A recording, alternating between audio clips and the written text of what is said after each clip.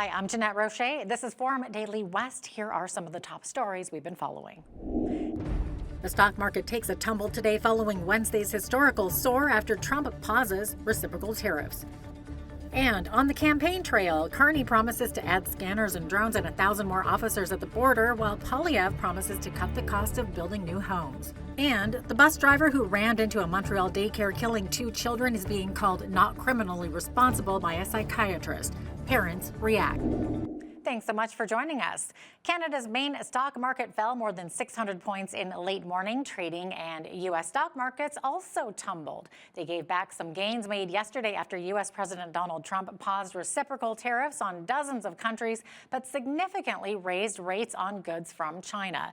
The S&P 500 was down 5% after the White House clarified that the levies against China are at 145%. See what happens with China. We would love to be able to work a deal. They've really taken advantage of our country for a long period of time. They've ripped us off beyond nobody.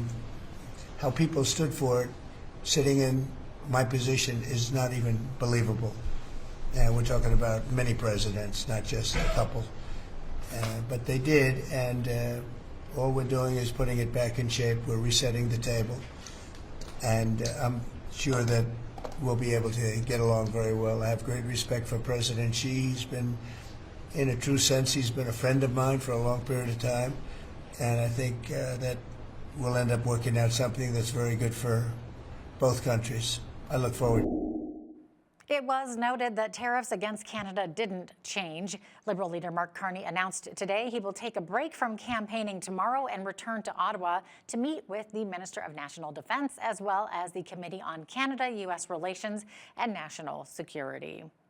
While campaigning today in Brampton, Ontario, Carney announced a slate of public safety measures, including revamping the gun buyback program and revoking gun licenses for people convicted of violent offenses. If elected, my government will automatically revoke gun licenses for individuals convicted of violent offenses, including intimate partner violence. We will strengthen firearms licensing and the so-called yellow and red flag laws that keep weapons out of the hands of those who are a risk to themselves or others. We will invest in the RCMP's National Forensic Laboratories in Ottawa and Surrey and the Saskatchewan Ballistics Lab to increase our capacity to track down guns used in crimes. We will quickly, and I mean quickly, reinvigorate the buyback of assault-style firearms and leave the classification of new firearm models to the RCMP, to the experts, not to the gun industry.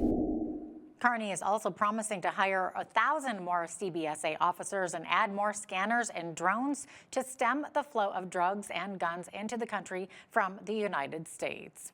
Conservative leader Pierre Poilievre was also in the GTA today, announcing a plan to cut the cost of building new homes for cities. Poilievre says his tax cuts will save Canadians up to $100,000 per home. I'll do this by, 1, incentivizing municipalities to cut building taxes, and 2, by eliminating the federal sales tax on new homes. Each of those measures will save up to $50,000 on the cost of a single home. That's a total of $100,000. In fact, the GST elimination will be even more powerful in big centers like the GTA and the Greater Vancouver area, because there housing is more expensive, and therefore the value of that tax cut will be as much as $65,000 alone, on top of the new tax cuts that I'm announcing today through these municipal incentives. My government will also require municipalities to publicly report their development charges and explain how the federal reimbursement will be used so Canadian municipalities are accountable when they reduce these fees. Poilievre says these rising municipal development fees have led to a reduction in housing starts. He says these cuts will reverse that trend. Well, Canadians are taking fewer return trips from the U.S. last month compared to the same time last year, with a sharp decline seen for trips by car. Stats Canada says there were fewer Canadians returning from the U.S. by car in March, down almost 32% from the same month in 2024. That marks the third consecutive month of year-over-year declines.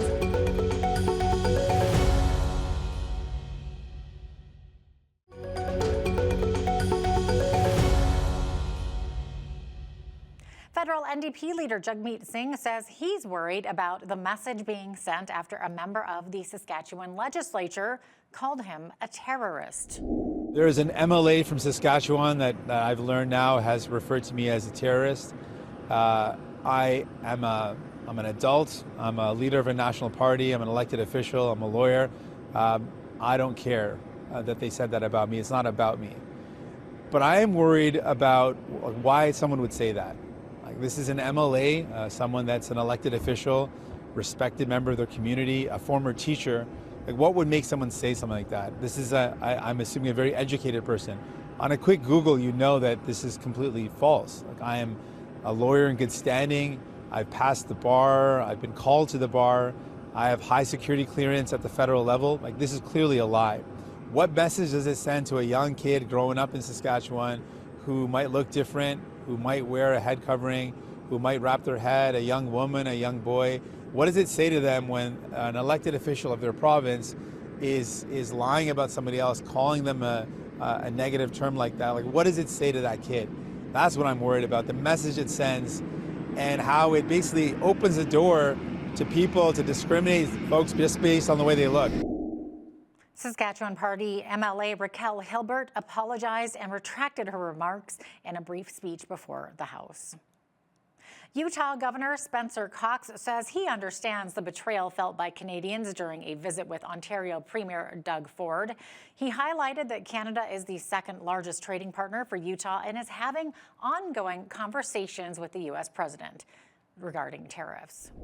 We had a wonderful meeting today with Premier and his team.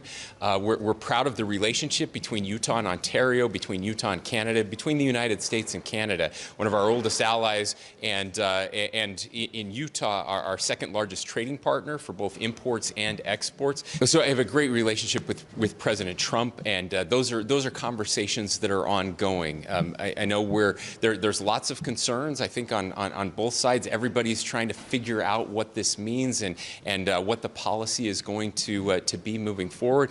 I think, and I will have these conversations with him.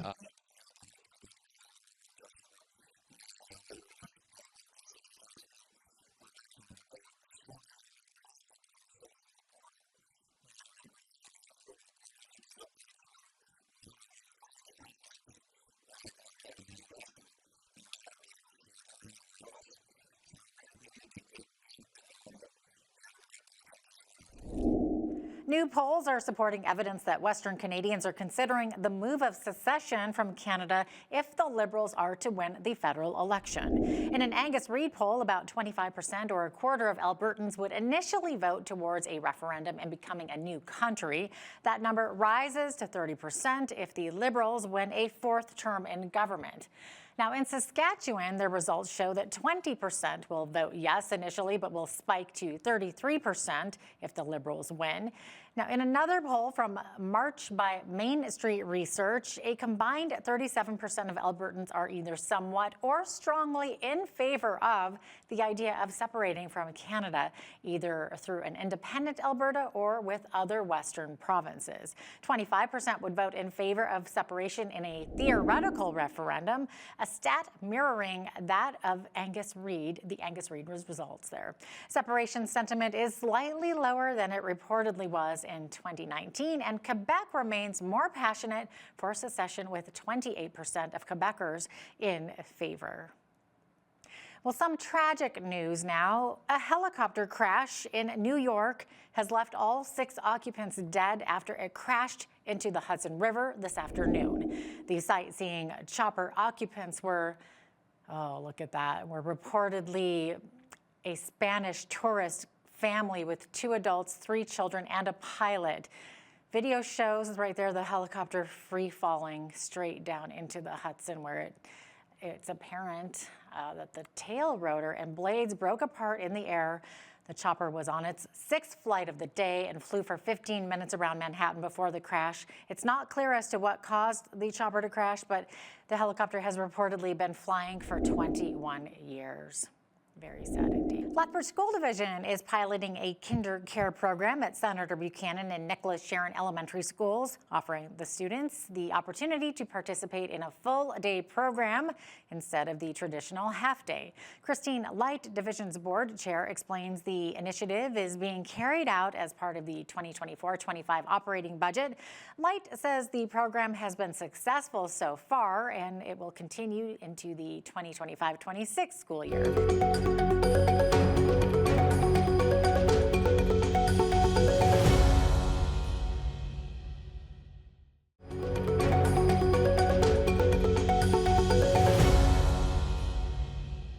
Well, a psychiatrist has told a court the man accused of killing 2 children and injuring 6 others when he drove a bus into a Montreal area daycare was unable to distinguish right from wrong. Dr. Sylvain Foucher testified at the trial of Pierre Ney Saint-Amand that the driver experienced psychotic symptoms in February of 2023 in the 2023 crash and should not be held criminally responsible. The 53-year-old bus driver is accused of ramming a bus into the Laval daycare, killing a 4-year-old boy and a 5-year-old girl.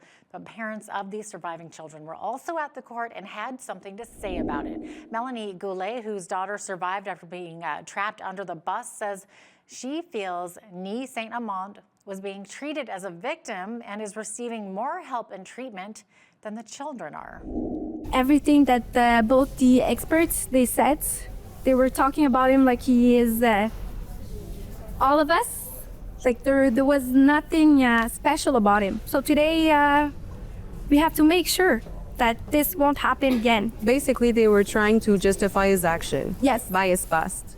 But we all have a past. We all Have stress in our life. We all deal with different stuff. But basically, he was trying to justify everything he did. Like, it's been 2 years now. He's been like in a facility with a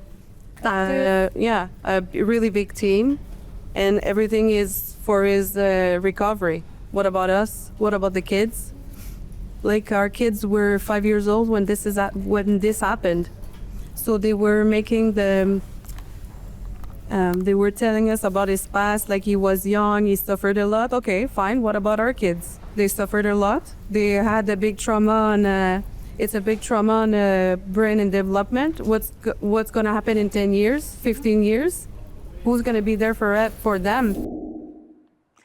Well, with the wildfire season just around the corner, the province is making improvements to its wildfire weather monitoring stations. Improvement it hopes will prevent blazes like last year's wildfire in Jasper.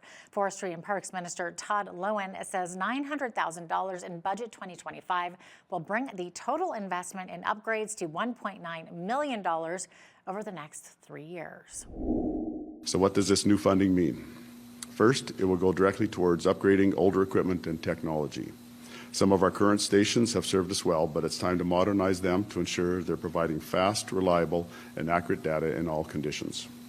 Second, it will support the expansion of the network by adding new weather stations in under-monitored areas.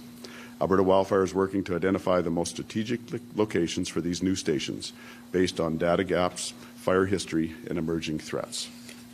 These enhancements to our monitoring network will help wildfire response teams do what they do best, act quickly and efficiently. With more accurate, up-to-date weather data, Alberta Wildfire will be able to direct crews to where they're needed most, plan proactively, and anticipate fire risks earlier, helping them stay one step ahead of dangerous wildfire conditions before they escalate. Loewen says upgrades to sensors at these weather stations will also help them monitor the snowpack through the winter months, giving a clearer picture of how dry or how moist conditions are at the beginning of the wildfire season. A grant of $50,000 was approved by Alberta government for the initial planning work at St. Francis Junior High School located in South Lethbridge. Carmen Mombarkit A board chair with Holy Spirit Catholic School Division says it will be determined in the coming months whether the school will undergo renovations or be replaced with a new building, offering children a modern, fully equipped, functional, and safe facility. Even with a modernization, can this building and all areas within the building, particularly those basement areas, be made fully functional and safe? If the answer is no, then the most obvious thing is then we have to look at new construction. What about the rest of the building where, even though there's no exposure anywhere in the building to things like asbestos, any version of construction and taking down new ceiling tiles with the old ceiling tiles underneath of them, there's asbestos. So then is it safe within the realm of reconstruction? If the answer is no, then it leads to a new build. The downside possibility of new construction is loss of space. New schools don't provide the amount of space for students to be able to do the things that students should be able to do. So those are some of the things we have to balance. Over the years, we've had leaking in the school roofs, and our equipment isn't state-of-the-art quite yet, but hopefully we can get it to there. No air conditioning, and if you forget a water bottle, no drinking fountains, just those water bottle fill-ups. So we've had multiple areas where there's been mold and different things that we've had to treat. And then, you have to displace students with that, which impacts learning. And